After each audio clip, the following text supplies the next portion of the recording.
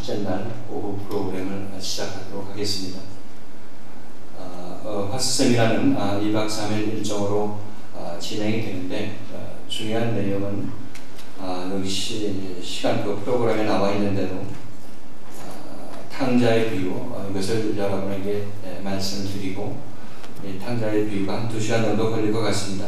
2시간 좀 넘게 걸리고 그 다음에 우리의 믿음의 율법 시대, 우리가 과연 예수 믿는데 내가 예수라는 이름을 가지고 있지만 이것이 율법인지 복음인지 구분이 잘 안 되는 그런 상황에서 우리가 예수를 믿게 되게 된 것이죠. 이것을 율법 시대라 이렇게 분류를 해봤습니다. 그래서 율법 시대에 관해서 제가 여러분에게 잠깐 말씀을 드리고 그 다음에 그 율법 시대를 상징할 수 있는 연극을 한 편 보도록 하겠습니다.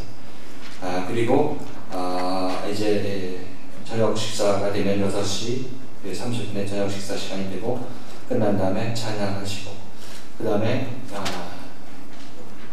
몇 시입니까? 20시 30분, 8시 30분부터 10시 30분까지 한 2시간 동안은 그동안 제가 여기서 일방적으로 선포를 했기 때문에 이것을 얼마나 우리가 이해를 했고 이해를 하지 못하는 것인지 이것에 관해서 서로 대화를 나누는 그런 분반 대화 시간을 갖도록 하겠습니다.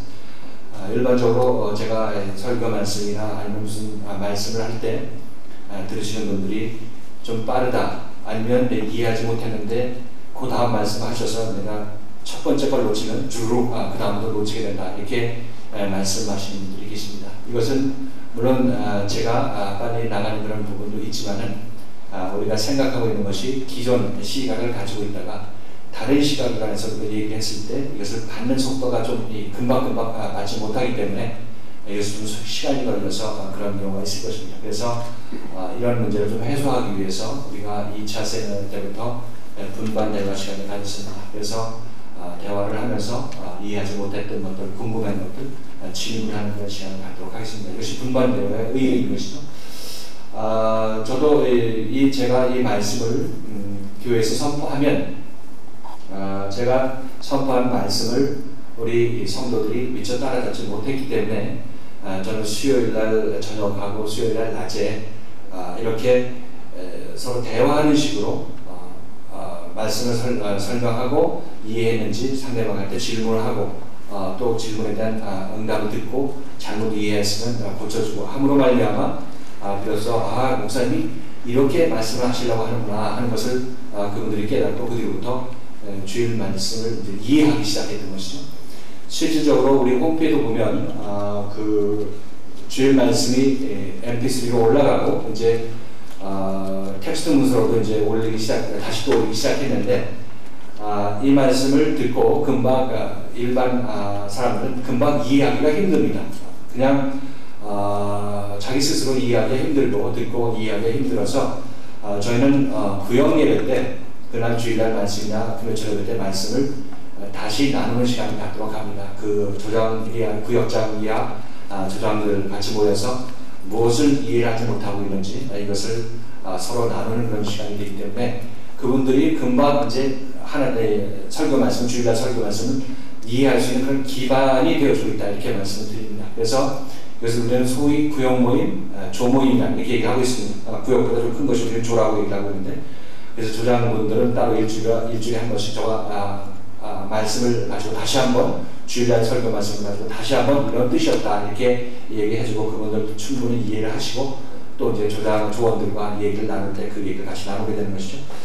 그래서 그것이 우리 교회에서는 이 말씀과의 어떤 차이, 처음에 금방 도약을 하지 못하는 분들에게 어떤 디딤돌 역할을 해준다 이렇게 말씀드립니다. 그래서 분반대화 작년에 2회 때 분반대화를 한 결과 아주 좋은 효과를 내기 때문에 우리 프로그램에서 이 시간을 역시 할애하고 있습니다. 그리고 이것이 끝난 다음에 취침 시간, 그것이 끝난 다음에 이제 기도 시간이 좀 있죠. 기도 시간 한 30분 있게 되는데 흔히들 우리 말씀이 깊으면 이게 자칫 잘못하면 기도는 뭐 안 해도 되는 거구나 이렇게 생각하고 이제 기도는 내가 하나님 나라에 들어가서 내 몸 자체가 하는 것이 기도지 이렇게 생각하기 쉬운데 그러나 하나님을 믿고 예수를 믿으려면 주님과의 동행함 하나님께서 나에게 주시는 어떤 영적인 어떤 교통함이 없으면 우리는 아무리 이 성경 말씀을 깊이 알아도 그것은 깊은 지식에 불과하다 이렇게 말씀을 드립니다. 그래서 이 지식이 영적으로 살아나고 힘을 발휘하려면 이 안에서 하나님께 함께 하심이 있어야 되게 되는데, 이것을 기도하고 금식하는 그런 것으로 인해서 우리가 영적인 힘을 받아내게 됐을 때 우리가 깊은 말씀도 있고 그 안에 하나님과의 동행함도 있고, 이것이 제대로 예수 만나고 제대로 예수 믿는 사람들의 모습이다 이렇게 말씀을 드립니다. 그래서 어떻게 보면 뭐 할렐루야 기도 같은데, 그래서 그 김기혁 원장 같은 경우 그냥 말씀이 없다고 그러죠. 장로교나 어떤 그런 분들이 그분이 얘기를 들으면 말씀이 없다, 그냥 할렐루야 아멘 할렐루야 하면서 병 고치는 것밖에 없다 이렇게 얘기를 하고 있는 것이죠. 그런데도 불구하고 그분에게는 무엇이 있냐면 하여튼 주님이 주신 어떤 그 영적인 어떤 교통함이 있는 것이고, 주님의 음성을 듣고 그것을 또 남들에게 전하는 그런 역할을 쓰임을 받는다 얘기할 수 있겠습니다. 반대로 이쪽으로 신학자들이나 아니면 깊이 성경을 연구하는 분들은 나름대로 여러 가지 이런 자료 저런 자료 모아가지고 성경을 좀 깊이 쪼개고 연구한다 이렇게 얘기를 하지만, 이런 분들에게 또 무엇이 필요하냐면 하나님과의 교통함이 부족하다 이렇게 얘기를 할 수가 있겠습니다.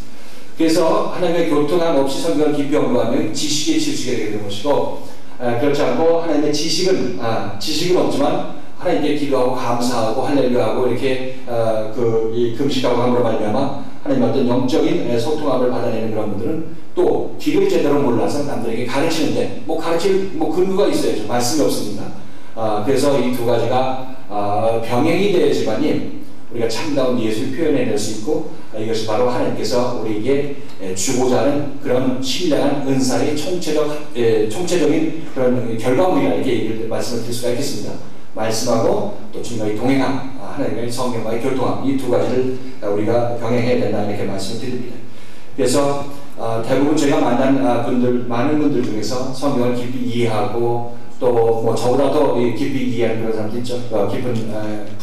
깊은 뜻을 풀어내는 그런 분들이 계신데, 그런 분들을 보면 대부분 교회 다니다가 교회를 그만둡니다. 왜냐하면 교회 뒤에 앉아서 이 목사님이 하는 말씀, 저 말씀 좀 틀렸어 디립다 판단하다가 결국 어떻게 됩니까? 앞자리에 앉았다가 뒷자리 가고 또 마지막 자리에 앉았다가 나중에 목사님한테 이상한 질문하니까 목사님께서 그 교회 좀 그만 나와라 이렇게 얘기하니까 그분 이제 나가서 이제 자기 나름대로 교회도 못 다니고 자기 원탄 옳다, 내가 성경은 이렇게 해석해야 되는 것인데 이런 자기 옳다를 가지고 교회도 나가지 못하고 이것도 아니고 저것도 아니고 그런 형국을 띠게 되는데, 이런 것이 전부 다 하나님의 교통함이 없기 때문에 그렇습니다. 여러분들이 하나님의 교통함이 있게 된다면 하나님께서는 여러분들에게 말씀을 깊이 아는 것, 그것이 하나님께서 여러분에게 원하는 것은 아니죠. 그것 자체가 여러분에게 하나님께서 주시는 전체가 아닙니다. 하나님께서는 하나님의 교통함 아래 여러분에게 깊은 말씀을 주기를 원하시는 것이. 그래서 우리가 얘기하는 이 기도가 우리가 꼭 해야 될 그런 필요가 있는 이유가 바로 여기 있다 이렇게 말씀드립니다. 자, 그것이 첫째 날인 것이고, 둘째 날도 마찬가지로 둘째 날 우리가 율법 아래 신앙생활을 한다는 것에 대해서 다시 한번 짚어볼 것입니다. 짚어보고 거기에 대해서 다시 한번 정리해서 말씀을 드리고, 둘째 날에는 우리가 성자시대라 이렇게 얘기할 수 있겠습니다. 이것이 복음시대라 이렇게 얘기를 하고 있는데, 나의 믿음의 인생에 있어서 아직 예수를 만나지 못하고 체험하지 못하고 예수를 믿을 때가 내가 이름은 예수를 믿고 있지만 실질적으로 예수를 율법적으로 믿고 있을 때다 이렇게 여러분에게 말씀을 드립니다. 이름이야 무엇이든지 여러분들 우리 모두는 예수를 믿고 싶지만 실질적으로 내가 믿고 있는 예수는 모세적인 예수, 즉 율법의 예수라 이렇게 여러분에게 말씀드립니다. 지금 우리가 살펴본 그 로마서에서 사도 바울이 그렇게 가고 싶어 했던 그 로마 사람들이 예수라는 이름은 있기는 있지만 거기에 신령한 은사가 아직 없기 때문에 사도 바울이 이렇게 가고 싶어 했던 것과 마찬가지로 우리의 믿음은 거의 대부분 이스라엘 백성들이 40년 동안을 광야에서 헤맸던 것과 마찬가지로 우리들도 예수 믿으면서 이 율법 아래서 거의 대부분 우리 믿음의 인생은 소진하게 된다 이렇게 말씀드립니다. 이것은 특별히 이스라엘 백성들이 불순종해서 그런 것이라기보다도 이스라엘 백성은 우리 모든 인류들의 어떤 본이다 이렇게 얘기할 수 있겠죠. 그래서 어떤 역사 속의 이스라엘 백성이 아니라 우리 자신들을 예표하는 그런 모습이기 때문에 그것이 곧 나의 모습이다 이런 것을 우리가 알게 될 것입니다. 아무튼 이런 신앙생활에서 지쳐 쓰러졌을 때 그때 우리들은 이제 참다운 예수를 만나게 되는데, 이것을 소위 말해서 복음시대다 이렇게 얘기합니다. 이때부터는 우리가 예수를 믿는 것이 아니라 예수가 나를 이끌고 복음의 길로 믿음의 길로 나를 이끄신다 이렇게 얘기하고 있는 것이죠. 그래서 이 예수가 나를 구원하는 예수입니다. 그 이전에 내가 쫓아다녔던 예수는 그것은 모세인 것이고, 이 예수가 이렇게 해서 지쳐 쓰러졌을 때 예수가 나를 이끌고 갈 때, 그때 우리는 비로소 내 인생에 있어서 복음 시대가 시작되었다. 예수가 내 인생을 이끌고 있다. 이렇게 시작하고 그렇게 말을 끊을 수 있겠죠. 이것이 여러분의 믿음의 인생에서 아주 그냥 가장 중요한 시점이라 얘기할 수 있겠죠. 예수를 만나지 못하고 예수를 믿었던 시절은 율법 시대인 것이고, 이제 여러분 이런 신앙생활에서 지치고 쓰러졌을 때 참다운 예수가 여러분에게 나타나서 여러분을 이끌고 가기 때문에 여러분들이 얘기할 때 뭐라고 합니까? 에베소서 2장 8절에서 이 믿음은 하나님의 선물이라, 너희들이 노력해서 어떤 결과를 얻어내는 것이 아니라 하나님의 선물이라 이렇게 하는 이유는 바로 예수님께서 나를 이끌고 가시면서 나의 필요한 부분을 고치셔서 움직이시기 때문에 이것이고, 예수님께서 말씀하시는 믿음의 너희 노력이 아니라 하나님의 선물이라 이렇게 얘기를 하고 있는 것이죠. 우리들은 전부 믿음은 선물이라고 다 이미 배워서 알고 있습니다. 그런데 막상 신앙생활을 하는 거 보면 여러분들이 다 아시죠? 내가 이렇게 얼마큼 했는데 주님께서 이렇게 축복도 안 주시고 이렇게 힘만 들게 하십니까? 하고 하게 되는 그런 자기 의로움이 이렇게 드러내게 되는 것이 그동안 내가 무엇을 했다는 그런 지식을 가지고 있기 때문에 그런 것이다. 이렇게 말씀을 드립니다. 그래서 여기서 둘째 날에는 주로 예수님을 만나서 예수님을 만나면 예수님께서 나에게 어떻게 하시나, 예수님 나를 어떻게 고치시나, 이것에 관해서 우리가 둘째 날을 그 문제에 대해서 같이 한번 살펴보게 되는 것이고, 이 둘째 날 저녁 식사 이후에 마찬가지로 첫째 날과 마찬가지로 분반 대화를 갖게 된다 이렇게 말씀을 드립니다. 이때도 여러분께서 혹시 이해를 하지 못하는 그런 부분들 조장들하고 토의하시고 상의하시고, 그래서 궁금한 점을 해소시키는 그런 시간으로 여러분에게 허락되었다 이렇게 말씀을 드립니다. 그리고 마찬가지로 기도 3-40분 하겠습니다. 더 길게 해야 되겠지만 여기서 길게 할 그런 시간은 없을 것이다 이렇게 생각이 됩니다. 자, 이렇게 해서 이제 셋째 날이 되면 우리들은 이제 둘째 날도 그 예수님께서 우리를 이끄실 때 어떤 현상이 나타나는지 우리가 연극으로 요약해서 여러분에게 보여드릴 것입니다. 그리고 셋째 날에는 이제 그렇게 되면 여러분들은 소위 말해서 예수에 의해서 참 예수를 만나고 예수를 내 삶 속에서 만나서 고침을 받게 되면 고침을 받은 이후에 그 위의 삶이 어떠할 것인가, 이것이 바로 영광된 삶인 것이고 하나님과 하나 된 삶입니다. 셋째 날은 바로 성령시대 또는 성령시대, 내 하나님의 영이 예수에 의해서 내 안에 임해서 이제 소위 말하는 사도 바울이 얘기하는 신령한 은사를 받은 자가 되게 되는 것이죠. 신령한 은사를 받은 자들의 삶에 관해서 셋째 날에는 우리가 같이 살펴볼 것입니다. 이렇게 셋째 날까지 도착한 사람만이 누구이랍니까? 하나님께서 내가 나를 대신해서 보냈다 이렇게 얘기를 하고 있는 그런 파송자들이 되게 되는 것입니다. 셋째 날에 이르는 그런 사람들인 것이죠. 자, 이런 사람들이 성령시대다. 자, 우리가 성령시대 이렇게 얘기하니까 성령, 내가 기도하다가 갑자기 등줄기에 땀이 나고 7시간 기도했는데 한 10분 기도한 줄 알았는데 7시간 기도했더라. 뭐 이런 체험을 한 것을 가지고 우리가 성령 받았고 뭐 성령의 인도를 받았다 이렇게 생각하지만, 성경에서 말하는 성령은 누구냐면 예수님께서 보내주는 다른 보혜사가 성령이십니다. 그래서 이 성령은 누구냐면 예수를 내가 만나고 예수에서 3년 반이라는 세월을, 제자들의 경우에 3년 반이라는 세월을 이렇게 저렇게 고침을 받고 고침을 받은 결과로 예수님께서 성령으로 우리들의 마음속에, 제자들의 마음속에 임하게 되는 것, 이것이 바로 이 사람에게 성령이 임한 것이고 사도 바울의 얘기대로 신령한 은사를 받은 자라 이렇게 우리가 정리해서 말씀 나눌 수가 있겠습니다.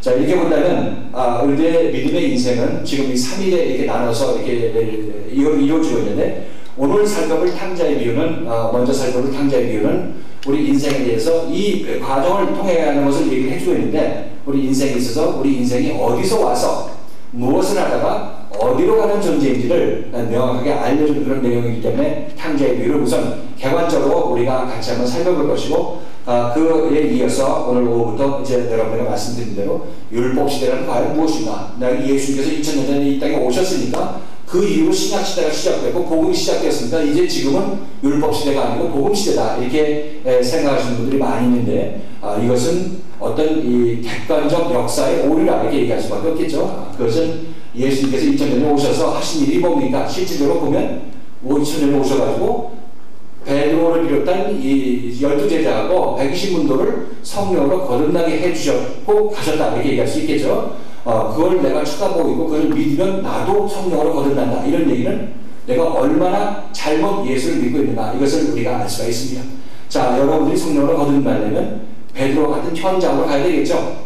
베드로는 예수를 만나서 고침을 받았는데 지금 나는 누구를 만나야 됩니까? 예수를 보고 본다고 되는 것이 아니라 베드로를 고쳐주신 예수를 본다고 이렇게 보고 믿어주는 분으로 되는 것이 아니라 지금 내가 예수를 만나야 나도 베드로처럼 고침을 받고 베드로처럼 쓰임을 받을 수 있다. 이렇게 말씀을 드릴 수 있겠죠. 그래서 예수님께서 자기 자신을 히브리서 기자가 얘기할 때 자기 자신을 놓고 예수 그리스도는 어제나 오늘이나 영원토록 동일하시다. 이런 예수는 변함이 없다는 것이죠.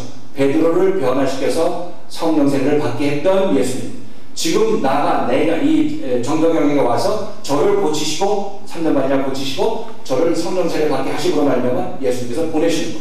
마찬가지로 예수님께서 여러분 삶 속에 들어오셔서 여러분을 3년 반이나 세월 고치시고 여러분에게 성령을 마음속에 성령으로 임하셔서 여러분들을 하나님이 보낸 사람으로 예수님께서 보낸 사람으로 만들어 주시는 분. 이분이 바로 예수님이시고 이렇게 예수에서 변화되는 삶이 곧 거듭남이고 이것이 바로 구원받은 삶인 것이고 예수에서 고침받은 삶이다. 이렇게 여러분에게 말씀을 드립니다.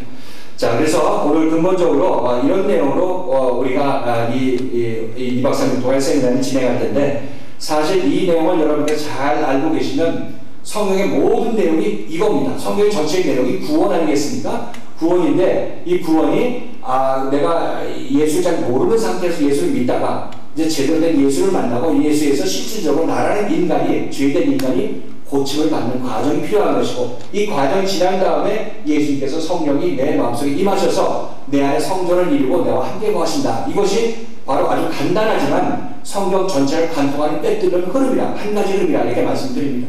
성경 어디를 읽든지 이 과정이 구원에 관해서 말하지 않는 그런 성경 말씀은 없습니다. 그러므로 여러분들이 성경 말씀을 하나하나 읽을 때 이것이 이해가 힘들다, 해석이 안 된다 이런 것들도 우리가 이 성경에 말하고자 하는 그 근본 뼈대가 무엇인지 모르기 때문에 그렇다 이렇게 말씀을 드립니다. 근데 근본 뼈대는 너무나 단순합니다. 내가 예수를 모르던 그런 시절에서 예수를 만나고 내가 고침을 받고 그 다음에 예수님께서 성령으로 임하시는 것, 이것이 바로 성경 전체가 말하는 뼈대인 것이고 이것을 알게 되면 제대로 알게 되면 성경에 어떻게 성경 말씀이 어떻게 풀려나가는지 여러분께서 이것을 여러분 스스로도 눈이 풀리기 시작한다 이렇게 말씀을 드립니다. 저는 모르겠습니다. 어떤 분들은 다른 목회자분들은 어떨지 모르겠지만 저는 주일날 설교 말씀 준비할 때 뭐 다른 목사님들이 설교하는 걸 검색해가지고 거기서 좋은 거 뽑아가지고 인터넷 검색해서 뽑아가지고 저 갖고 올라가서 얘기하지 않습니다. 이렇게 얘기해봤자 그 읽고 내려오거나 제가 얘기하고 싶은 내용이 거기 없기 때문에 그렇습니다. 항상 저는 그 주일날 말씀을 성경 어떤 마음속에 주님께서 주신 감동으로 그 말씀을 딱 뽑아가지고 그 말씀을 그때 하나님께서 주신 감동으로 그것을 읽어내는데 이 내용이 그 줄기는 아주 간단한 것이죠. 예수를 모르는 사람이 예수를 만나서 고침받고 고침받는다. 이 내용으로 다 읽어주면 이것이 풀리지 않는 성경 말씀이 없다. 이렇게 여러분에게 말씀드립니다. 그래서 굉장히 단순한데 어느 세미나 가면 성경을 꿰뚫고 성경 전체를 꿰뚫는 성경의 맥을 본다 이렇게 얘기를 하지만 성경에서 말하는 구원이라는 것이 예수를 모르던 우리가 예수 믿고 구원받았다, 예수 믿고 하나님 나라에 들어갔다, 이것을 말하는 것 이외에 다른 것 말할 수가 없습니다. 자, 그러므로 여러분들도 이제 나름대로 여러분들이 지금 말씀을 받지만 말씀을 받은 그 사람들은 기필코 언젠가는 자기가 받은 말씀을 남에게 전할 수밖에 없습니다. 이것이 어떤 하나님의 말씀의 확장성인 것이죠. 그래서 여러분들 지금 말씀을 받고 여러분 자신이 스스로 여러분 자신을 고치는 것이 우선이지만 고친 다음에는 여러분을 고친 말씀은 이제 여러분들께서 이것을 남에게 흘려보낼 수밖에 없게 되는 것이죠. 그래서 하나님의 말씀은 먼저 이 말씀이 그 말씀을 받는 사람을 고칩니다. 이걸 고치지 않고 여러분 지식 속에 담겼다가 나가게 되면 여기 형제를 판단하게 되고 여기 하나님이 같이 영이 함께하지 않습니다. 하나님의 말씀은 먼저 여러분이 받게 되고 이 말씀에서 여러분이 고침을 받아야 됩니다. 이 과정이 싫기 때문에 나 이런 말씀 좋은 말씀 배웠어 하고 고침을 받지 않고 이거 지식으로 가져왔다가 남에게 얘기를 하게 되면 이것은 판단하는 그런 말씀으로만 작용할 수밖에 없게 되는 것이고 이것은 사람을 고치는 능력의 말씀이 되지 않는 것이죠. 그래서 여러분들은 제가 가끔 얘기할 때 하나님의 말씀은 먼저 그 말씀에 의해서 내 본인이 심판을 받는다 이렇게 얘기합니다. 그래서 심판을 받아 이 말씀이 여러분에게 담긴 겁니다. 여러분 인격에 담기게 되는 것이죠. 심판이 받지 않으면 여러분 머릿속에만 담기게 되는 것이고, 심판을 받으면 여러분이 것이 됩니다. 말씀이 여러분의 것이 되게 되는 것이죠.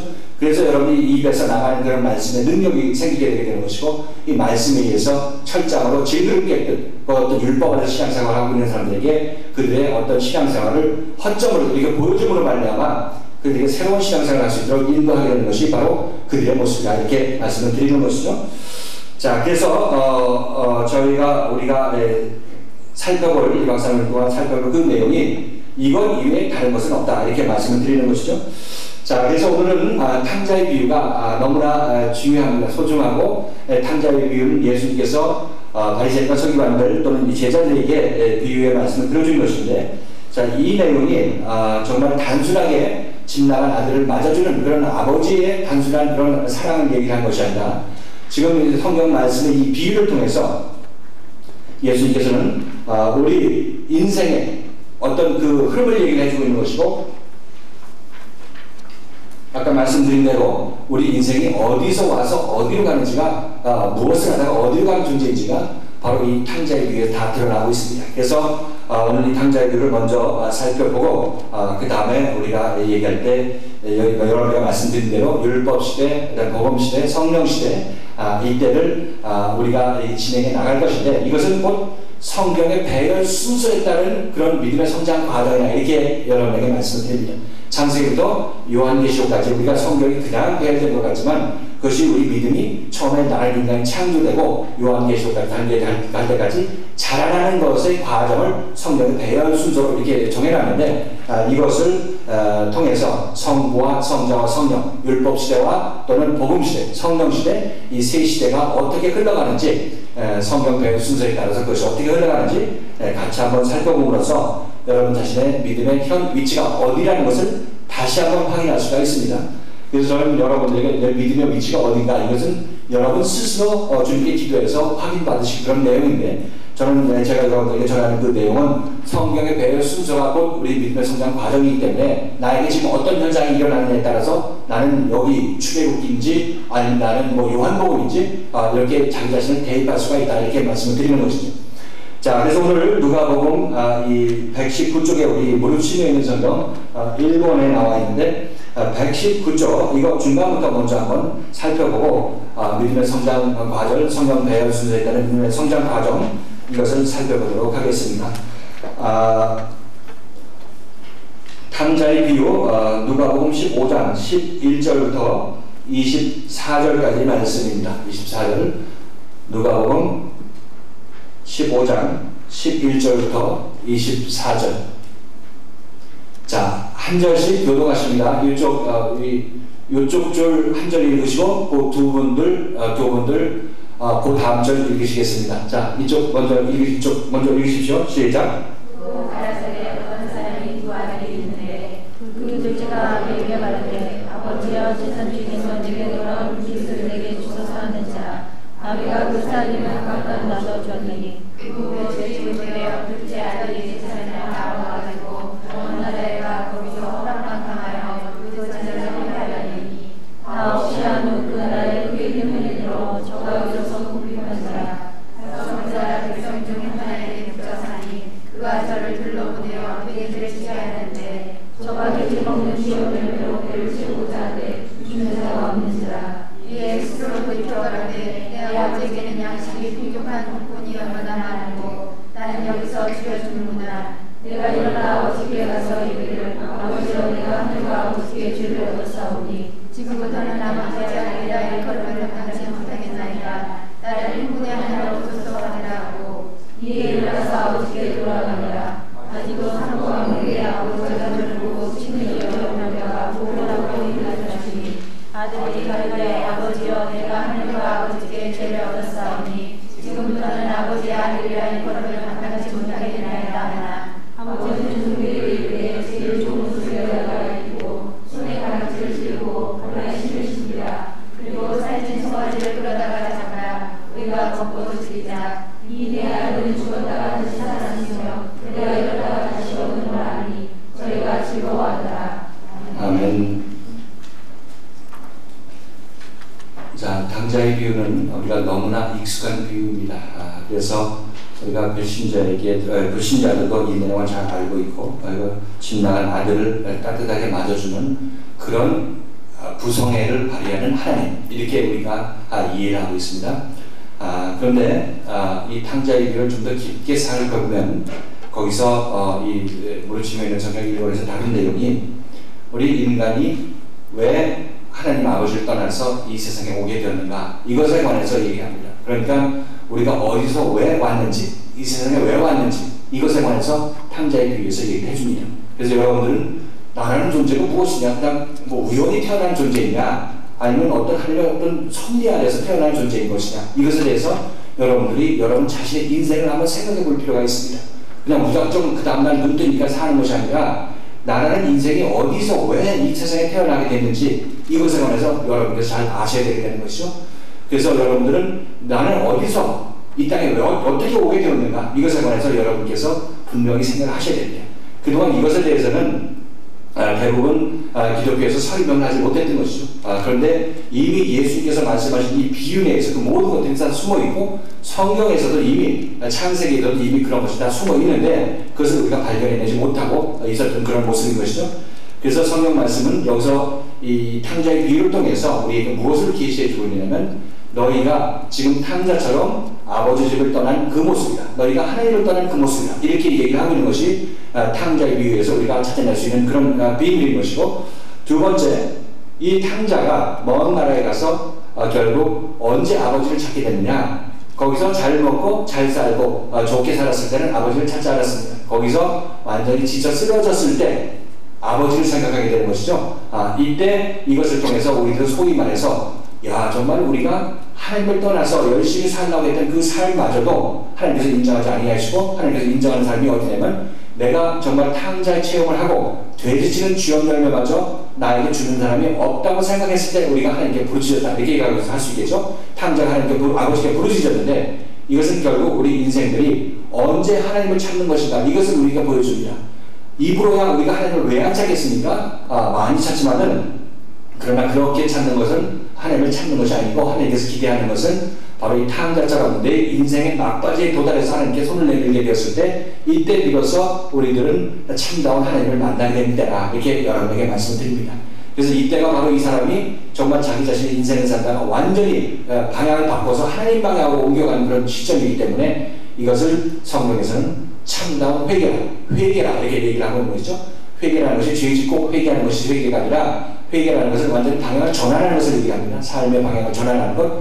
그래서 탕자가 거기서 이 먼 나라에서 돼지치는 주연 열매를 먹고 저희도 얻지를 못했을 때 그때 아버지를 찾았던 그 모습이 바로 우리가 얼마나 아버지를 찾기가 힘든다는 것을 우리는 알 수가 있습니다. 우리는 탕자처럼 돼지치는 주연 열매가 완전히 떨어질 때 비로소 하나님을 찾을 수가 있다는 것입니다. 이것이 있는 동안에 우리가 하나님을 찾아도 내가 돼지치는 열매가 지금 2개 있는데 하나님 내가 3개만 더 해주십시오, 이런 식으로 하나님을 찾고 있기 때문에 우리가 하나님을 만나지 못하는 겁니다. 하나님은 여러분에게 돼지치는 주연 열매를 주시는 분이 아니라, 하나님께서는 여러분에게 뭘 주시기 원하냐면, 여러분들이 완전히 손을 들고 하나님께 행복하면 하나님께서 예수를 주시기 원하시는 겁니다. 그래서 여러분을 어디로? 하나님의 집으로 데려가기를 원하시는 것이죠. 이것이 하나님께서 여러분을 향한 뜻입니다.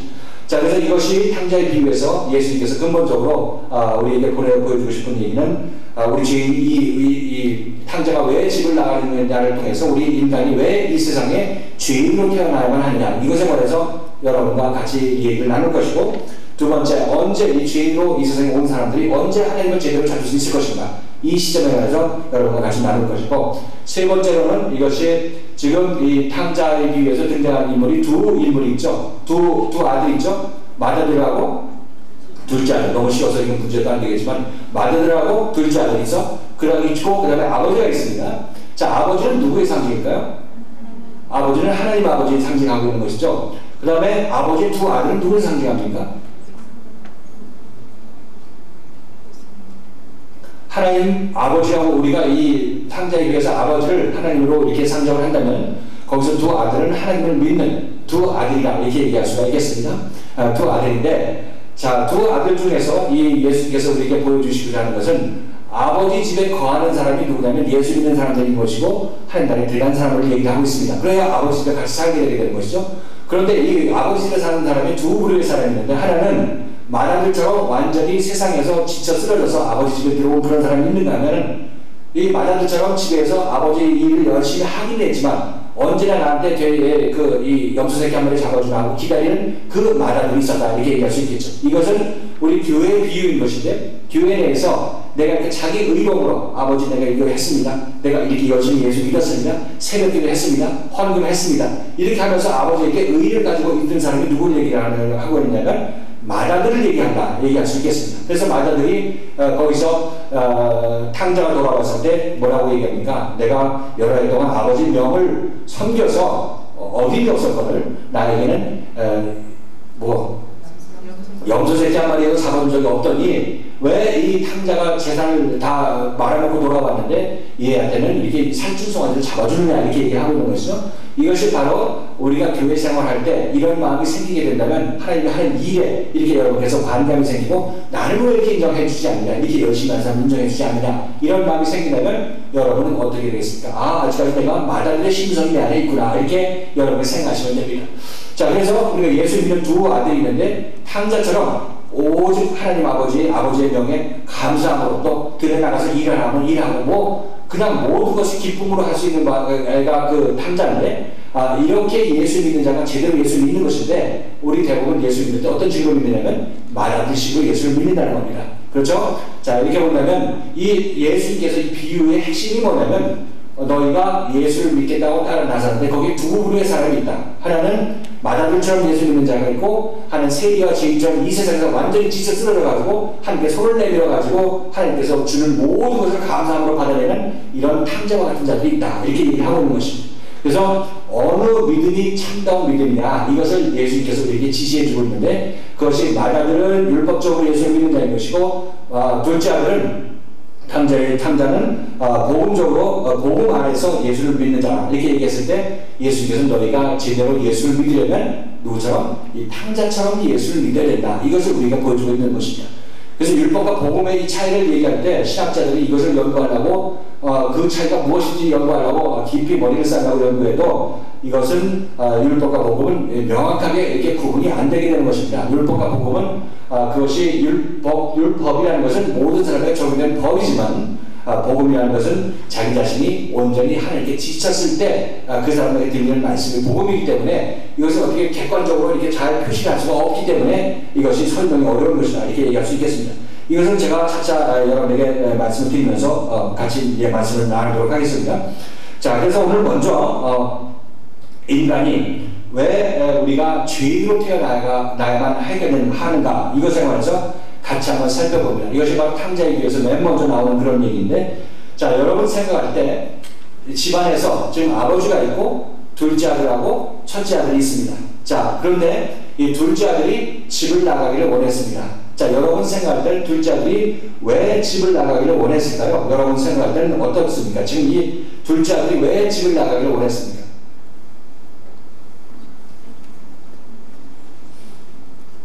지금 여러분에서 집에서 여러분 좀 가족들이 있으시면은 아니면 여러분이 어떤 가족에서 구성원으로 아들로 있었더라면 때로는 여러분들이 아버지 집을 나가고자 원했을 때는 어떤 마음에서 나갑니까? 여러분이 집 안에 있을 때 그 가장의 얘기를 듣게 되는 것이 여러분의 어떤 그런 모습이다, 이렇게 생각했을 때 여러분이 집을 나가고 싶은 마음이 생겼을 때는 뭡니까? 여러분은 집을 나가게 된 그 마음이 뭐죠? 근본적으로? 박현호 씨는 얘기해보세요. 아버지의 권위에 대해서 반항하고 싶다. 자, 그렇죠. 지금 아버지의 권위라기보다도 아버지가 하는 일에 대해서 반감을 가지고 나는 이렇게 안 해도 되겠는데, 그런 마음을 가지고 나가는 것이다, 이렇게 얘기할 수 있겠죠. 그래서 아버지가 하는 일이 못마땅하게 됐을 때 나는 이 집안에서 있으려면 아버지의 명령을 듣든지 아니면 난 나가든지 해야 된다. 그렇지 않고 여기서 아버지 명령 안 듣고 버티려고 하다 보면은 나는 굉장히 괴롭다, 이렇게 생각할 거 아니겠습니까? 그래서 그 아버지의 명령이 괴로워도 그냥 거기 꾹 눌러 앉은 사람이 첫째 아들인 것이고, 그 둘째 아들은 나 아버지보다 더 잘할 수 있는데 생각해서 아버지 재산을 나눠줘서 날 보따리상 해주시죠 하면서 이 둘째 아들은 그 집에서 나온 그런 형국이라, 이렇게 얘기할 수 있겠죠. 자, 이렇게 본다면 이 둘째 아들이 집을 나가는 것은 결국은 나도 아버지만큼 할 수 있다. 또는 나는 아버지가 하는 것을 달리 하고 싶은데 내가 그렇게 해서 내가 해보고 싶은 것을 해보겠다. 해보고 싶은 것을 해보겠다. 이런 마음으로 나가게 되는 것이 바로 둘째 아들의 심정이다. 이렇게 얘기할 수 있겠죠. 자, 그렇다고 본다면 여러분들이 둘째 아들이 집을 나가게 된 심정은 결국 이 둘째 아들이 똑똑했기 때문에 나간다. 이렇게 표현할 수 있겠습니까?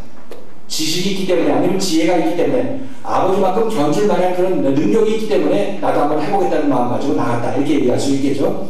자, 이것이 바로 둘째 아들이 집을 나가게 된 그런 모습인데 둘째 아들 집에 아버지 집에 있던 예를 들어서 강아지나 아니면 각 집에서 기르는 무슨 동물이 아버지의 반기를 들고 나오지는 않습니다.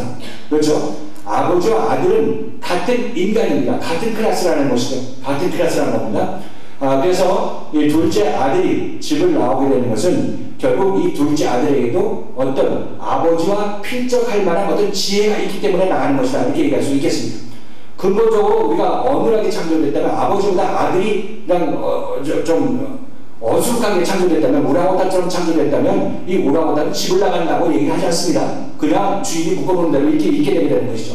그런데 집을 나가겠다고 아버지의 마음을 아프게 하면서 나가는 그 유일한 존재가 뭐냐면 바로 아버지의 형상으로 창조된 나아진 그 아들이 그런다. 이렇게 얘기할 수가 있겠습니다. 자, 이렇게 봤을 때 지금 이 아버지는 이 둘째 아들이 집을 나가려고 할 때 물론 그 아버지가 둘째 아들이 나가면 어쩔 수 없이 그가 고생한다는 것을 알면서 말렸을 것입니다만은 아무튼 여기서 이 둘째 아들이 나가게 된 그 근본 원인이 뭐냐면 둘째 아들의 마음속에서는 나도 아버지처럼 할 수 있다. 그러니까 둘째 아들의 그 격이 아버지와 같은 동등한 격이다. 이게 다시 한번 여러분에게 말씀드립니다. 자, 그런데 이 아버지 집이라는 것이 여기서 상징적으로 상징하는 바가 어디냐면 아버지 집이 어디냐면 지금 제가 여기서 얘기할 때 에덴 동산이다. 이렇게 여러분에게 말씀을 드립니다.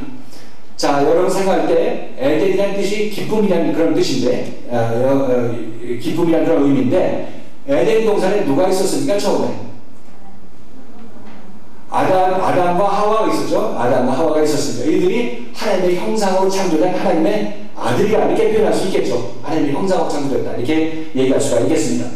자, 그러면 아담이 예를 들어서 하나님의 형상으로 창조되어서 하나님과 함께 거하게 되는데 이 아담의 마음속에는 여러분 잘 생각해 보십시오.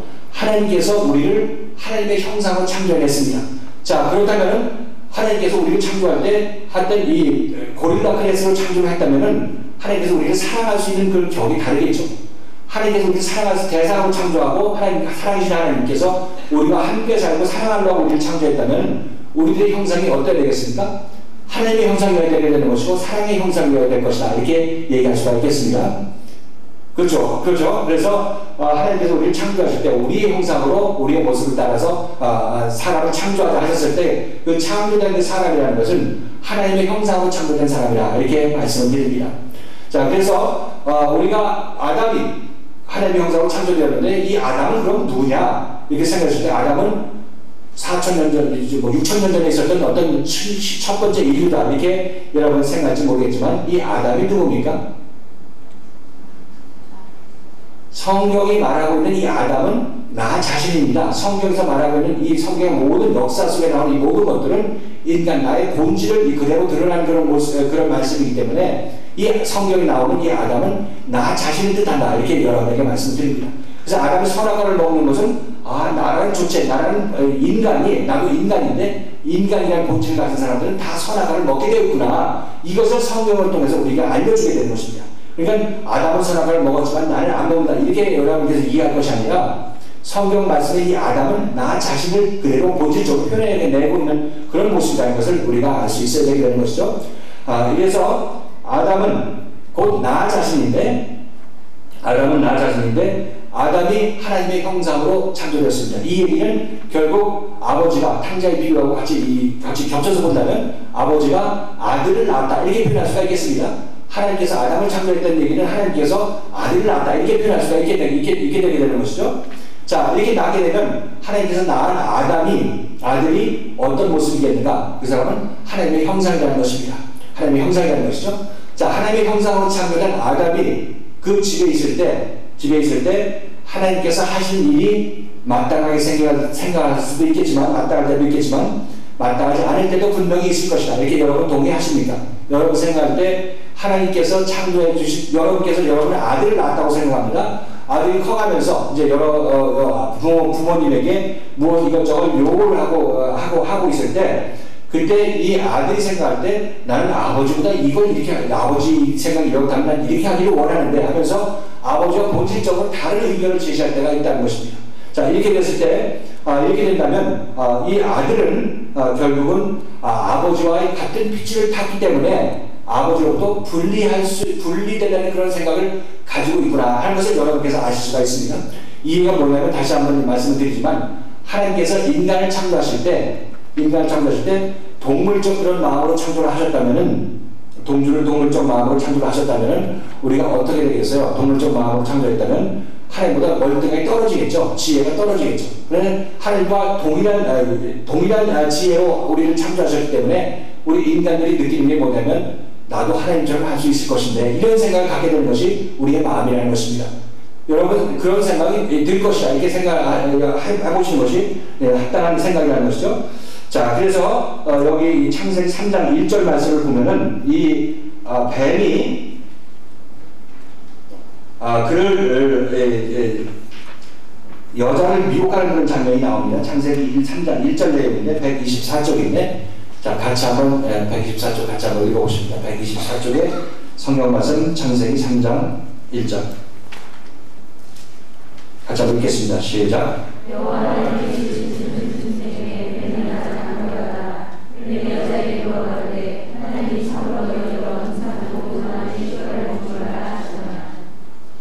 자, 여기서 뱀이 여자에게 있는데 여자를 꼬이는 그런 장면이 나옵니다.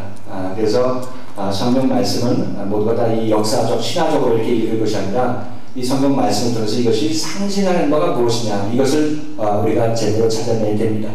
그래서 여기서 뱀이 여자를 꼬였다, 이런 얘기는, 뱀이라는 것은 우리가 생각하고 있는 어떤 그런 육신이 땅 위에 기어다니는 그런 뱀을 여러분께서 1차적으로 생각할지 모르겠지만, 뱀의 그런 어떤 모습을 통해서 성경에서는, 하나님께서는 우리에게 전해주고자 하는 뜻이 따로 있다는 것입니다. 그래서 뱀은 성경에서 무엇의 상징으로 등장하느냐, 뱀은 성경에서 지혜의 상징으로 등장한다, 이렇게 여러분에게 말씀을 드립니다.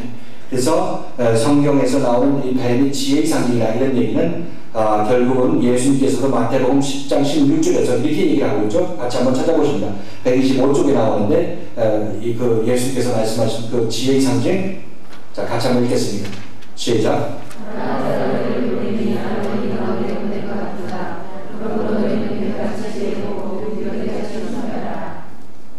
자, 여기서 예수님께서는 너는 뱀같이 지혜롭고 이렇게 얘기를 하시는 것이죠. 뱀같이 지혜로워라, 이렇게 얘기를 하는 것은 바로 뱀은 지혜의 상징으로 이렇게 대변되고 있습니다. 그래서 에덴 동산에서 아담과 여자를 뱀이 꼬였다, 이렇게 얘기를 하고 있는 것은, 결국 이것은 남 탓할 것이 아니라 뱀 탓할 것이 아니라 결국 아담과 여자 사이 안에 있는 지혜가 그들 마음속에 계속 얘기를 하고 있는 것이죠. 이거 너 이거 먹어도 괜찮아. 네가 정말 이 동산나무의 실과를 전부 먹지 말라고 하나님께서 그렇게 말씀하시는 거 맞아? 이렇게 하면서 계속 마음속으로 이렇게 부추기는 그런 모습을 여러분께서 상상할 수가 있을 것인데, 이것이 바로 성경에서 표현할 때 어떻게 얘기하냐면, 뱀이 여자를 꼬였다, 이렇게 얘기합니다. 이 얘기는 여러분 안에 있는 그 지혜가, 하나님과 대적할 만한 그 지혜로움이 여러분 마음속에서 계속 부추겼다고 얘기를 하고 있는 것이죠. 야, 정말 너 하나님처럼 할 수 있지 않나? 너도 뭐 그런 지혜가 있는 것이고 하나님과 핏장을 만난 게 있지 않느냐? 하나님 저거 봐, 저거 잘못하고 있잖아, 이렇게 생각하면서 마음속에서 계속 부추기고 있는 것이죠. 실제로 뱀에게 넘어간 여자는 어떻게 생각을 했습니까? 뱀이 이 여자에게 했을 때 무슨 얘기를 하냐면, 창세기 3장 4절부터 6절까지인데 그 말씀 같이 한번 읽어보시겠습니다. 126쪽에 보면은 지금 제가 얘기하고 있는 이 지혜라는 것이 괜히 지혜라고 얘기하는 것이 아니라, 그 내용이 바로 하나님께서 우리에게 지혜를 주셨기 때문에 그 지혜에 의해서 우리가 하나님을 떠나가는 그 모습을 얘기해주고 있는 것입니다. 자, 같이 한번 읽겠습니다. 창세기 3장 4절부터 6절까지 시작. 너희가 그것을 먹는 날에는 너희는 네가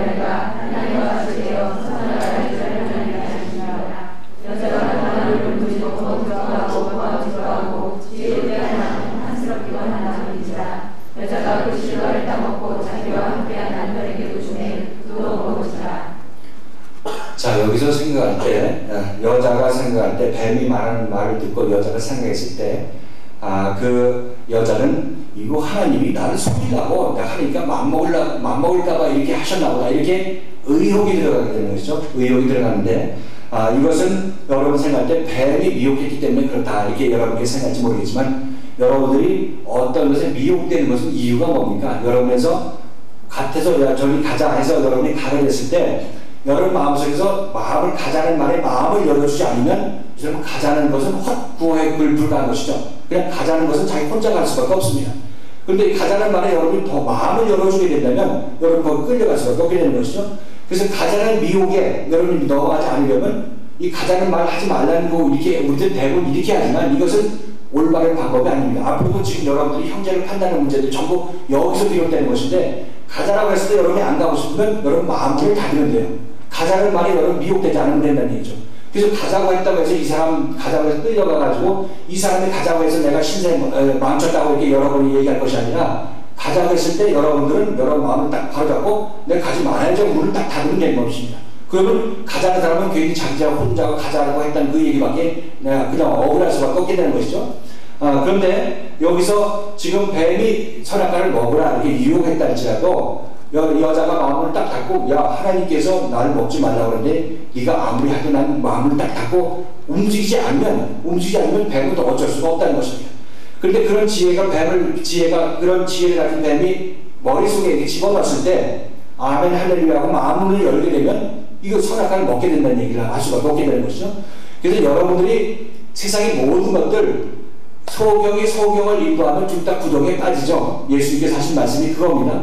그때 예수님께서 둘 다 구덩이에 빠지는 것은 불합리하지 않습니까? 왜냐하면 이 끌려간 소경은 따라가신 분인데 왜 이 사람이 구덩이에 빠집니까? 이렇게 생각할지 모르겠지만 둘 다 한 통속이기 때문에 그런 겁니다. 그러니까 여러분들이 무엇에 의해서 미혹돼서 넘어갈 때는 이 미혹자를 여러분들이 욕할 필요가 없는 거예요. 2단, 3단 여러분 걱정하실 필요 없어요. 여러분 마음을 굳게 지키면 거기에 넘어가지 않을 수 있는 그런 여러분의 그 단단한 마음이 마음속에 생기게 되는 것이죠. 그래서 여러분이 무릇 지킬 만한 다른 모든 것보다 여러분 마음을 지키라 이렇게 하나님께서 말씀하신 이유도 바로 여기에 있는 것입니다. 그래서 지금 여러분들은 뱀을 우리의 원수라고 생각하고 뱀만 보면 막 밟아서 죽이는 그런 사람 있죠. 옛날 친구라도 그렇게 뱀을 잡았던 그런 기억이 있는데, 뱀을 하여튼 인간하고 성경에 이렇게 등장하는 바람에 인간하고 철저히 원수가 되었지만, 그러나 사실상 뱀도 사실 따지고 보면 불쌍한 그냥 하나의 동물일 뿐인데, 우리는 성경에 있던 이 뱀에 대한 그릇된 인식 때문에 인류의 원수라고 생각되는 그런 인식 때문에 그러는 것인데, 여러분 남 탓할 필요가 없습니다. 여러분 남 탓할 필요 없는 것이고, 여러분 속아 넘어가든 뭐 따라 나서든 아니면 파스세미나에 여러분이 미혹해서 오든 뭐 하든 이것은 여러분의 마음의 결정인 것이지, 여기서 미혹에 오라고 해서 왔더니 뭐 이런 얘기 한다 이렇게 해서 여러분께서 원망하고 한탄할 필요가 없습니다. 여러분께서 물론 오시기 잘 오셨지만 지금 여러분께서 혹시 누가 가기 싫은데 같이 가자고 해서 왔다 이렇게 생각하시는 분들은 그런 생각을 버리시다 이렇게 말씀을 드리는 것이죠. 여러분의 인생은 여러분이 책임져야 되는 겁니다. 목사님이 책임져 주는 것도 아니고 예수님이 책임져 주는 것도 아니고, 여러분 마음속에 올바로 여러분 마음을 꽉 붙잡고 있으면 어떤 뱀의 미혹이 와도 안 넘어간다는 얘기를 하고 있는 것이죠. 뱀의 미혹이 와도 넘어가게 된 사람은 넘어가게끔 되었기 때문에 넘어갑니다. 그래서 하나님께서 그런 다음에 누구를 붙이냐면 뱀을 붙이는 것이죠. 뱀 붙여서 이게 넘어가게 합니다. 왜? 그래야 넌 뱀으로 인해서 넘어간 결과를 네가 보고 다시는 뱀한테 넘어가면 안 되겠구나 하고 정신 차리기 때문에 그렇다는 것입니다. 그래서 여러분들이 어떤 허점이 있으면 우리는 야, 이 사람 허점이 있으니까 조심해라 이렇게 하는 것입니다. 하나님께서는 그 허점을 보시고 미혹자를 붙이게 되는 것이죠. 그 허점이 확 드러나고 여러분들은 확 꼬꾸라지게 되는데, 이때 여러분들은 내가 정말 미혹돼서 넘어졌구나 하고 회개할 기회를 삼는다면은 하나님께서 여러분을 좀 더 큰 길로 인도해 주실 것인데, 아무튼 여기서 뱀이 미혹을 했다 해서 여자가 먹었다고 해도 뱀을 탓할 문제가 아니라 이미 여자 마음속에도 그런 지혜, 하나님을 대적하고자 하는 그런 마음의 지혜가 있기 때문에 그러하다, 이렇게 여러분께서 이해하시면 되겠습니다. 그렇죠? 뱀이 우리 인간의 지혜의 상징인데, 아담과 여자의 지혜의 상징인데, 이 지혜는 어디서 왔습니까? 그렇죠. 지혜의 근원이 어디냐면 하나님의 형상으로 창조되었기 때문에 그렇습니다. 근데 하나님께서는 우리가 하나님의 형상으로 창조할 수밖에 없어요. 여기 하나님의 딜레마를 아십니까? 하나님께서 우리를 창조할 때 좀 어눌하게 창조하고 우랑우탄 종류로 창조하면 사랑의 대상이 되지는 않습니다. 하나님이 우리를 사랑하실 수 있으려면 하나님과 같은 종이 되어야 된다 이렇게 얘기할 수 있겠죠. 그래서 같이 이렇게 탁월하게 창조를 하다 보니까 이 탁월한 자가 어떻게 하나님한테 마음먹으려고 하는 그런 결과를 초래한다 얘기할 수 있겠죠. 그렇죠? 여러분 그때 어떤 사람 통신에서 만나가지고 이 얘기를 이렇게 얘기하는데 설명이 그렇게 잘 안 되고 이해를 잘 못하던데 여러분이 다시 한번 얘기하지만 하나님이 우리를 창조하시는 것은 하나님께서 우리를 사랑하기 위해서 그런 것입니다. 여러분이 자식을 낳는 이유도 집에서 자식을 낳게 되면 자식과 사랑하기 위해서 그런 것이라 얘기할 수 있겠죠. 어떤 사람은 강아지를 자식보다 더 사랑하는 그런 사람도 물론 이상한 사람도 있지만 실질적으로 하나님께서는 우리 사람은 가장 자기와 사랑을 나눌 수 있는 사람은 자기와 동일한 자기 아들이나 자기 딸이나 이 자식이 사랑을 나눌 수 있다는 것을 알 수가 있습니다. 자, 그런데 이런 개나 고양이는 진나간다는 얘기가 안 한다는 얘기를 하고 있는 것입니다. 아버지께 건너들라고 하지도 않는다는 것이죠. 그죠? 그런데 여기 자기 자식들은 아버지와 같은 종이기 때문에 나도 아버지처럼 할 수 있느냐 하면서 분리돼 나가려고 하는 마음이 여기서 생긴다고 얘기할 수가 있겠죠. 그리고 분리시키는 원동력이 뭐냐면 지혜라는 것입니다. 지혜. 아버지가 가진 지혜를 그 사람도 가지고 있기 때문에 같이 아들들도 나가려고 하는 그런 마음이 생기는 것이다. 이렇게 여러분에게 말씀을 드립니다. 자, 그래서 우리들은 하나님께서 과연 우리 인간이 이 세상에 나오게 된 것이 여러분이 생각할 때 에덴 동산은 하나님이 계시고 지금 아담이 어떻게 됐어요? 선악과를 먹고 여자가 선악과를 먹고 어디로 갔죠? 아니 에덴에서 쫓겨나온 건 아시죠? 쫓겨나온 선악과를 먹고 에덴에서 쫓겨나왔습니다. 자, 에덴이 기쁨인 것이고 하나님이 계신 것이다. 하나님의 나라의 상징인 것이고 낙원의 상징이다. 이렇게 여러분께서 이해를 하셨습니다. 그런데 먹지 말라는 선악과를 먹었더니 하나님께서는 이들을 어떻게 되냐면 두루도루 하얀 몸으로 이 선악 생명과를 지키게 하시고 에덴으로서 쫓겨났다는 것을 여러분께서 아실 수가 있을 것입니다. 성경 전체 흐름이 그렇습니다. 아담과 여자는 선악과를 먹은 이후에 그 징벌로 성경에 기록된 대로 징벌로 이 세상 밖으로 결국 이 에덴 밖으로 나오게 되었는데 에덴 밖이 어디냐? 에덴 밖이 바로 여러분이 태어나는 이 세상입니다. 이 세상은 에덴 밖이죠. 에덴에는 하나님이 계셨지만 여러분들 이 세상에 계신데 이 세상에 여러분 마음속에 하나님이 있느냐 없느냐 생각해보면 여러분 마음속에 하나님이 없습니다. 입술로는 하나님을 찾지만 실질적으로 하나님을 완전히 하나님의 역사가 아직 안 일어났기 때문에 우리들은 아니면 아담은 선악과를 먹고 에덴 동산을 떠났는데 그 결과가 어디냐면 그 에덴 동산이 바로 하나님 계신 곳이었고 우리는 이 세상에 태어날 때 하나님을 떠나서 이 세상에 태어난다. 또 달리 얘기한다면 선악과를 먹었기 때문에 이 세상에 태어난다. 이렇게 여러분에게 말씀드립니다. 자, 아담과 여자가 선악과를 먹었기 때문에 이 세상에 에덴 동산을 떠나왔습니다. 그렇다면 아담과 여자가 누구라고 했어요? 여러분 자신이라고 생각한다면 여러분이 이 세상에 태어나게 된 이유, 이 세상에 나오게 된 이유가 뭐냐면 바로 여러분들 모르는 사이에 선악과를 먹고 이 땅에 나왔다. 이렇게 말씀을 드리는 것이죠. 자, 그래서 탕자의 비유에서 탕자가 아버지 집을 떠난 그 모습은 인류의 대표인 아담이 선악과를 먹고 에덴 동산을 떠나서 이 세상으로 오는 것이다. 가시와 엉겅퀴가 나는 이 세상으로 오는 것이다. 이렇게 여러분 겹쳐서 봅니다. 그죠? 그래서 어떤 사람이 이런 얘기를 했더니 누가복음 이 탕자의 15장하고 창세기 3장하고 도대체 무슨 연관이 있느냐, 무슨 연관이 있다고 이렇게 갖다 붙이느냐 이렇게 얘기합니다. 그러나 성경 전체 흐름을 보실 수 있다면 지금 아담의 그 의미, 여러분께서 참 의미를 아신다면 아담이 에덴 동산을 떠나오는 그 모습은 지금 탕자에 비해서 탕자가 아버지를 떠나오는 이거하고 다 겹친다. 이렇게 말씀을 드립니다. 겹친다. 그래서 여러분들은 그럼 그것이 나에게 무슨 상관이냐? 그런 아담 얘기고 탕자 누가 보면 나온 탕자에 비해서 탕자 얘기 나하고 무슨 상관이냐? 이렇게 생각하실지 모르겠지만 아까 여러분에게 말씀드렸죠. 지금 아담은 나의 그 인생의 본질을 나의 대표로 얘기해 주는 사람이라. 그래서 대표로 기록된 사람이라. 이렇게 얘기할 수가 있겠습니다. 그래서 예를 들어서 여러분들이 미꾸라지가 예를 들어서 미꾸라지 미끈미끈하죠. 그래서 이 안에 많은 미꾸라지가 있는데 미꾸라지 한 마리가 꽉 잡았을 때 쫙 미끈하고 빠져나갔다 이렇게 생각할 것 같으면 여러분들은 이 미꾸라지 한 마리가 미끈거림이 결국 무엇입니까? 전체 미꾸라지를 대표하는 것이죠. 그래서 미꾸라지는 미끄럽다 이렇게 성경에 기록되어 있으면 어떻게 됩니까? 같은 미꾸라지에 속할 것들은 다 미끄럽다고 이렇게 얘기하고 있는 겁니다. 자, 이렇게 봤을 때 아담이 참 이 성경 말씀에 기록되어서 인류의 대표로 기록되어 있어가지고 아담이 선악과를 먹었다. 이 얘기는 인간들의 본성이 선악과를 먹는 본성을 가지고 있다. 이렇게 다 여러분께서 이해하실 수가 있어야 될 것입니다. 그렇죠? 아담 하나가 우리 모든 인류의 어떤 본성을 드러낸다. 이렇게 얘기할 수 있겠죠.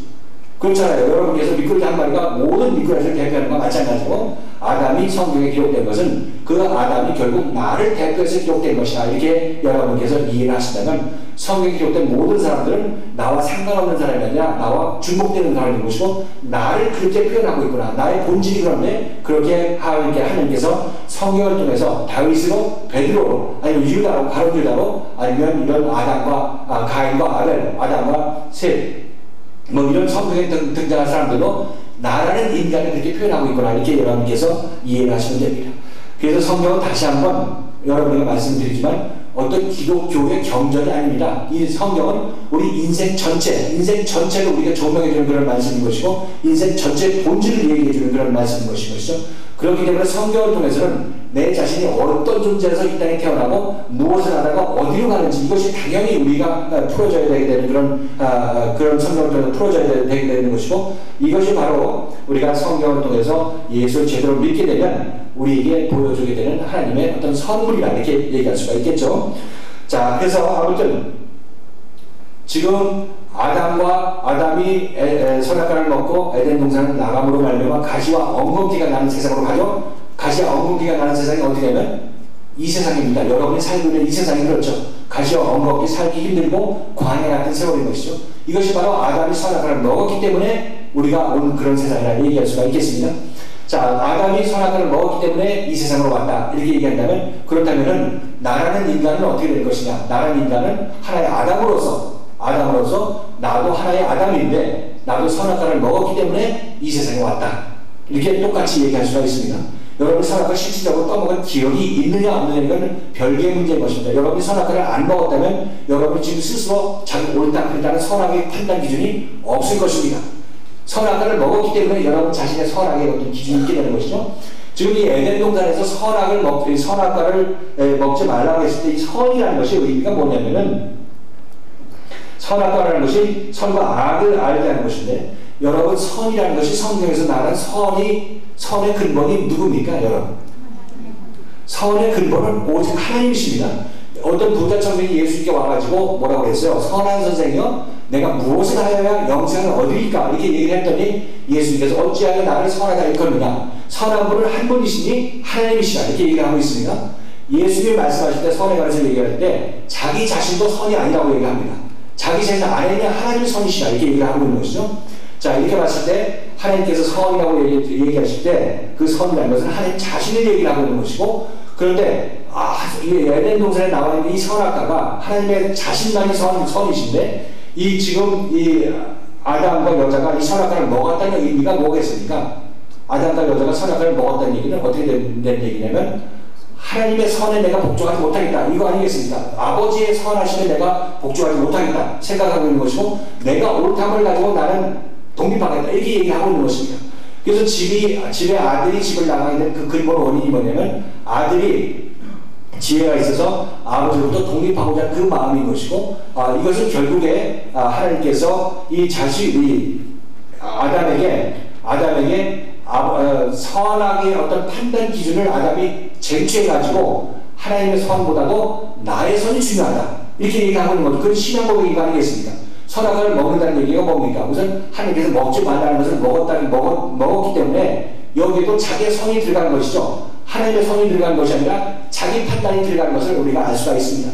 그렇잖아요. 여러분께서 아버지가 너 이 선악과 먹지 말아라 얘기했으면 아버지의 그 말씀, 아버지의 선에 순종한다면 여러분 먹지 않아야 되는 것입니다. 먹었다는 얘기는 뭡니까? 여러분이 먹은 사람이 아버지가 옳다 하는 것보다 내가 옳다 하는 것을 여러분이 신앙 고백하는 것입니다. 그렇기 때문에 여러분들이 선악과를 먹게 된다면 여러분들은 선이 두 가지가 생기게 되는 것입니다. 에덴 동산에 있을 때 그 선은 여러분 누구의 선을 썼느냐? 하나님의 선을 썼다 얘기할 수 있겠죠. 하나님의 선을 썼습니다. 그런데 여러분들이 에덴 동산에 나와 선악과를 먹게 되자 하나님께서 내보냈는데 왜 내보냅니까? 선이 한 집안에 둘이 있을 수가 없습니다. 하나님의 선, 아버지의 선하고 자식의 선하고 둘이 있을 수가 없는 것이죠. 그래서 이 자식은 집을 나가야 되게 되는 것입니다. 그래서 아담이 선악과를 먹었다는 얘기는 나도 아버지처럼 선을 행사할 수 있다 하면서 자기의 선악을 가지고 이 세상에 오게 된 것입니다. 자, 이렇게 봤을 때 여러분 지금 인류가 몇십억이죠? 50억입니까? 60억입니까? 60억? 자, 그들에게 나름대로 선악이 있죠. 나름대로 자기 자신의 선악이 있죠. 왜 그렇습니까? 그것이 바로 하나님의 선을 가지고 있는 것이 아니라 자기 자신의 선을 가지고 있다는 태어났기 때문에 그렇습니다. 그래서 자기 자신의 모든 사람이 자기 자신의 옳다는 방식대로 예수를 믿고 자기 자신의 옳다는 방식대로 이 세상을 살아가게 되게 되는 것이죠. 그 세상이 좋은 세상이냐? 좋은 세상이 아니라 서로 싸우고 시기하고 질투하고 가시와 엉겅티가 나는 세상을 만들 수밖에 없다는 것이 바로 하나님께서 우리에게 지금 하신 말씀의 내용인 것이고 지금 우리의 삶이 바로 그러하다 이렇게 여러분에게 말씀을 드립니다. 자, 이렇게 봤을 때 우리들은 하나님께서 지금 아담에게 에덴 동산을 아담이 선악과를 먹고 에덴 동산을 떠나간 것은 누가복음 3장에서 작은 아들이 아버지 집을 떠나게 된 과정하고 똑같다 이렇게 말씀드립니다. 그리고 이 아담이 결국 나에 관한 얘기이기 때문에 내가 이 세상에 왜 왔는가? 여러분 한번 잘 생각해 보시죠. 왜 왔는가? 그것은 여러분이 하나님의 형상으로 창조된 피조물들인데 여러분들도 나도 하나님과 좀 다르게 살기를 원한다. 나는 아버지 하나님의 뜻에 순종하기를 원치 아니하고 나도 별도 없는 독립해서 살기를 원한다 해서 여러분들이 이 세상에 온 것입니다. 여러분들은 내가 좀 하나님 참고하고 하나님과 하나 되기를 원하는데 왜 그러느냐? 여러분에게 생각할지 모르겠지만 아직까지 여러분 그런 분들은 하나님과 하나 된 분이시다 이렇게 생각할 수가 있겠고 여러분들이 이 세상에 타는 모든 사람들은 하나님을 알지 못하고 태어납니다. 날 때부터 하나님에 대해서 아는 사람이 있어요? 여러분 하나님에 대해서 알지 못하고 하나님을 담쌓고 살아가게 되는 것입니다. 여러분 저도 예수를 믿게 될 때도 어렸을 때부터 하나님을 선천적으로 천부적으로 하나님을 알고 난 하나님께 기도하는 그런 사람은 태어난 사람이 없습니다. 모태 신앙이 되어도 그 사람에게는 항상 반항적인 요소가 있게 되는 것이지 하나님을 자기 마음속에 모시고 사는 사람이 없습니다. 하나님을 모시고 사는 사람은 애초에 이 세상에 태어날 필요가 없어요. 그렇죠. 이 세상에 태어난 모든 사람이 성경에 뭐라고 합니까? 죄인이라고 얘기해요. 죄인.